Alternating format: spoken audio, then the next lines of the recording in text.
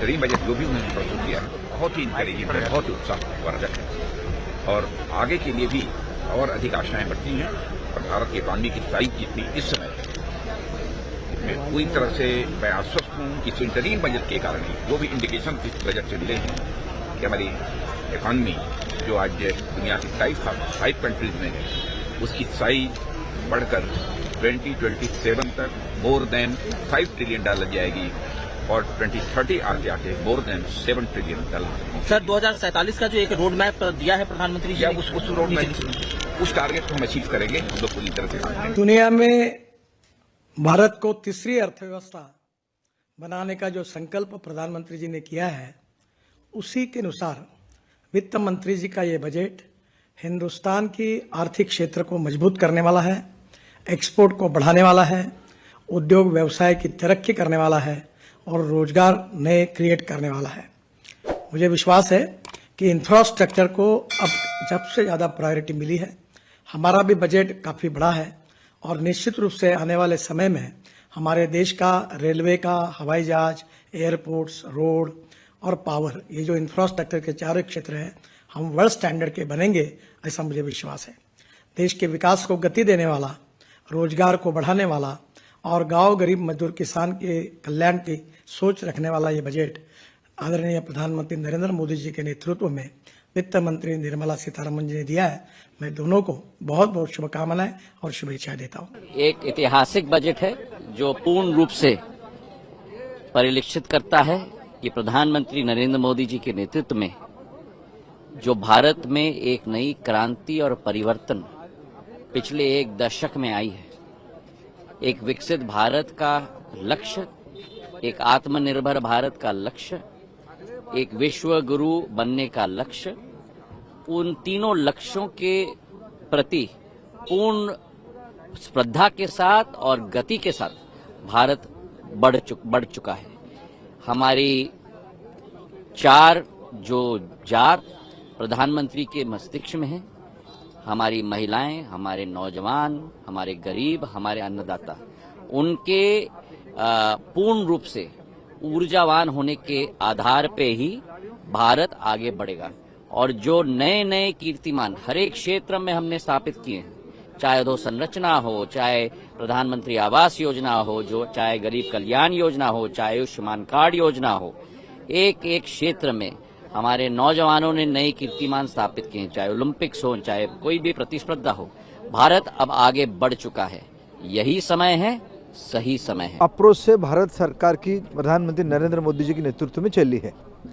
सबका साथ, सबका विकास, सबका विश्वास और सबके लिए प्रयास। आने वाले दिनों में जब हम विकसित भारत की ओर बढ़ रहे हैं, ये बजट उसके लिए एक बहुत बड़ा स्टेपिंग स्टोन है। मेरे दृष्टि से उस बजट की अगर सबसे बड़ी अनाउंसमेंट अगर मैं मानूं, प्रधानमंत्री नरेंद्र मोदी जी ने जय अनुसंधान की बात कही थी, सिर्फ कहे नहीं, उसको क्रियान्वयन करने के लिए आज बजट में 1 लाख करोड़ रुपया की एक कॉर्पस फंड की अनाउंस किया गया। जो संस्था, जो निजी सेक्टर की संस्था, प्राइवेट की व्यवस्था है, उसकी सीधा लाभ भारत की नई पीढ़ी को, विश्व की आवश्यकता को ध्यान में रखते हुए जो टेक्नोलॉजी की नई दुनिया आ रही है, उसको भारत की नौजवानों में पूरी ताकत है। राष्ट्रीय शिक्षा नीति क्रियान्वयन हो गया है, इनोवेशन एक जन आंदोलन के रूप ले रहा है और ये 1 लाख करोड़ रुपया की वित्तीय व्यवस्था एक बहुत बड़ी छलांग लगाने के लिए एक लेवल प्लेइंग फील्ड बना दिया गया है।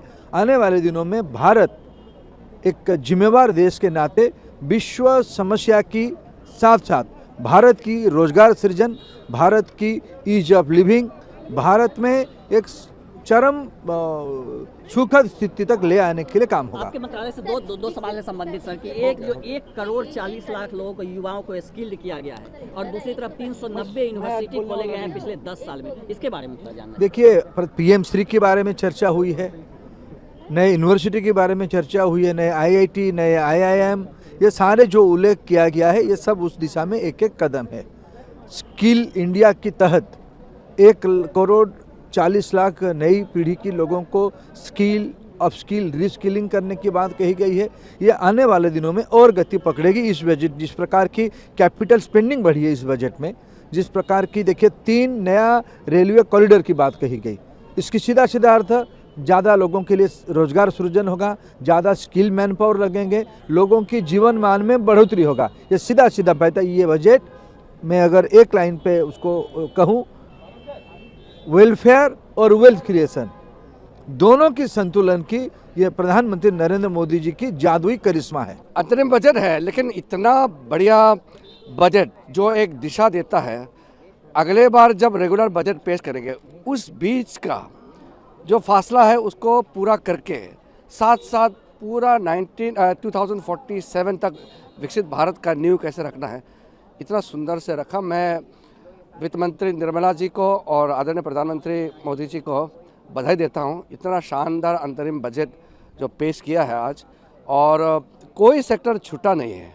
आप देखेंगे इंफ्रास्ट्रक्चर से लेकर के वेलफेयर, महिलाओं के लिए, युवाओं के लिए, खिलाड़ियों के लिए, साइंटिस्ट वैज्ञानिकों के लिए, बॉर्डर एरिया के लिए, और जो जीएसटी का कलेक्शन रिकॉर्ड पे रिकॉर्ड कलेक्शन हो रहा है।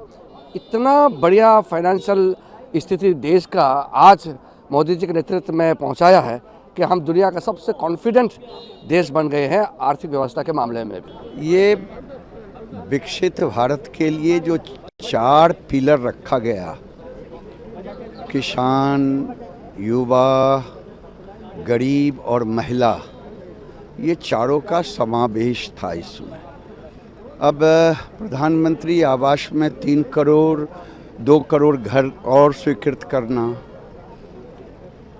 लाखपति दीदी एसएचजी ग्रुप में 3 करोड़ की संख्या को निर्धारित करना, ऐसे कई योजनाएं हैं जो दिखाता है कि एक तरफ वेलफेयर भी है तो दूसरे तरफ 3 कॉरिडोर रेलवे का अनाउंस होना, तो एक एक्सपेंडिचर भी है। तो ये समावेशी विकास का इससे बड़ा और कुछ उदाहरण नहीं हो जनसंख्या सकता। कमेटी गठित करने की भी बात कही गई है आज के बजट में, इसका क्या फायदा? स्वाभाविक है, अब कमेटी जो गठित हुई है उसकी की चर्चा की गई है, आगे उस पर देखा जाएगा। विरोध कर रहा है, विपक्ष कह रहा है ये बजट देश के लिए नहीं है। पता नहीं।